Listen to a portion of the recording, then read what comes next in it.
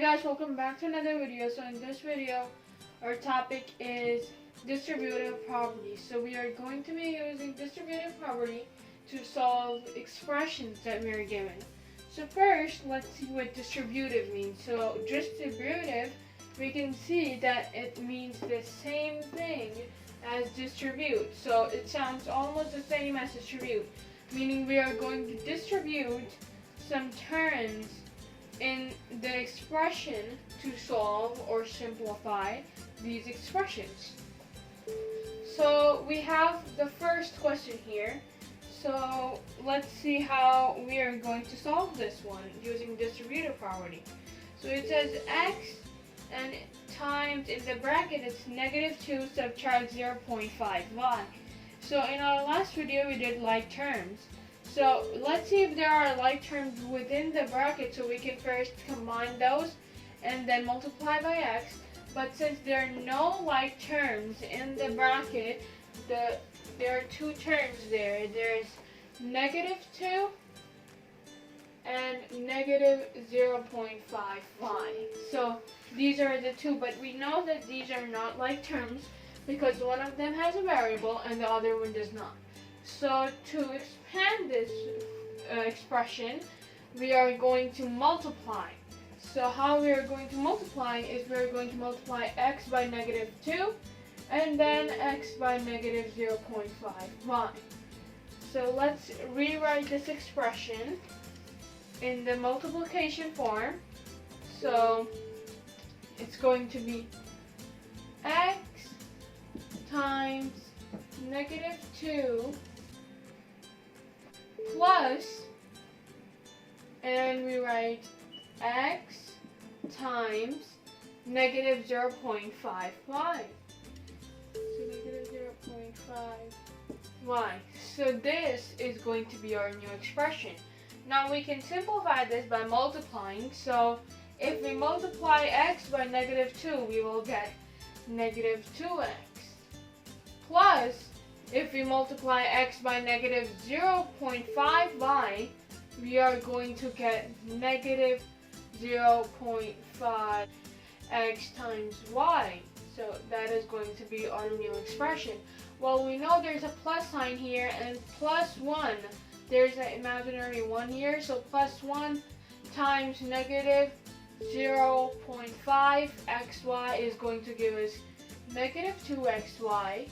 Subtract 0.5xy.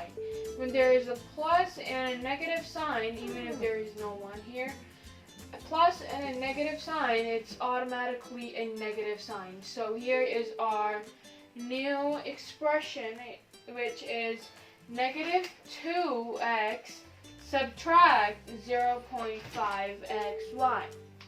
So now let's move on to doing a few more expressions.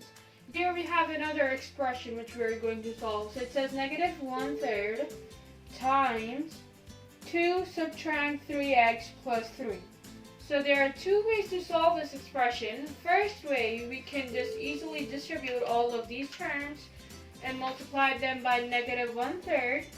So we're going to rewrite this. So -1/3 times 2 plus, we have to take this whole term. We can not only take 3x, we have to take the -2. So plus -1/3 times -3x plus -1/3 times 3, or +3, but if we don't put a plus, it still means that it is a +3.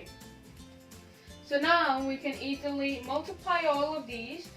So if we multiply -1/3 by 2, we will get -2/3 plus, and if we multiply -1/3 times -3x, we will get +1x.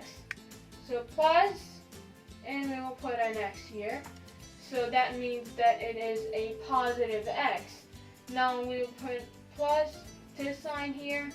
So if we can do here, what we can do here is, as you said, that it was a +x, we can say plus x but it's a positive and a positive, so it will eventually end up being an x here only because there is already a positive sign here.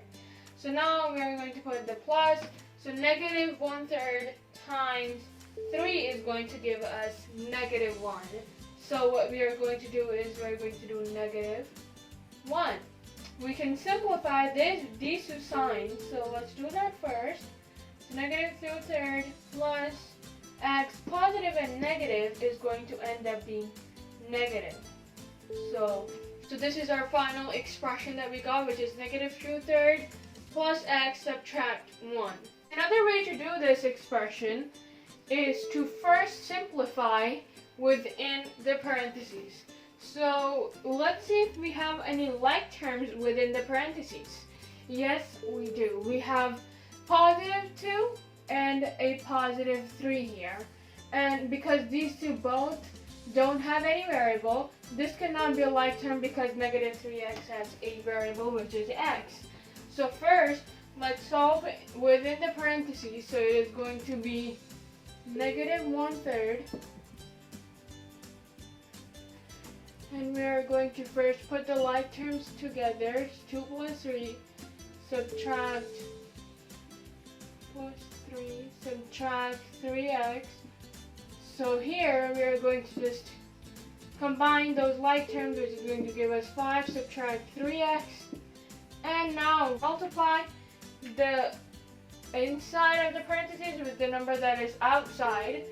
So we can write it first. So 1/3 times 5 plus negative 1/3 times negative 3x. So if we still do that, we will get negative 5/3 plus negative 1/3 times negative 3x is going to give us x, positive x. So this is going to be our final equation. So this equation and this equation are supposed to be the same one. They're supposed to look alike. So let's see if what we did wrong here. So we didn't do anything wrong till now, but we have to make sure that we combine all the like terms. Even after we are almost done with the equation, we know there is a like term here. So let's find out what the like terms are. So it is negative 2/3 and subtract 1, so negative 1. So we are going to put these two terms together, plus x, and if we now combine these, we will get the same expression as this one. So that is how we solve these types of expressions. Let's do one last one to make sure that you understand the topic. Here we have our last expression. It says negative 2/5 times 10 plus 15m subtract 20m. So first, let's see if we can. We went over those two ways that we could solve expressions, but let's see if this one has a like term, so we can solve it the way we did second time in the last expression. It does not have any like terms within the parentheses because there is a positive 10, a positive 15m, and a negative 20n. So m and n are not the same variables. So there is no like terms within the parentheses. So we are going to just simply distribute all of these, meaning we're going to multiply the numbers inside the parentheses by the number that is outside. So negative 2/5 times 10 plus negative 2/5 times by then positive 15m. It can be written as just a 15m.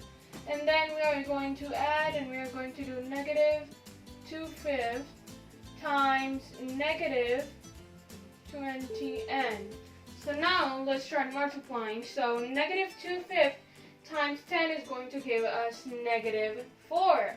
Now negative 2/5 times positive 15m is going to give us negative 6m. So we take this plus sign, and then we have negative 6m.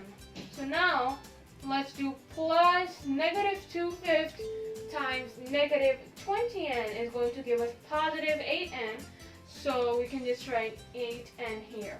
So we have two symbols, or two positive and negative signs here. So we can simplify them to one sign, which is going to be -4 subtract 6m plus 8n.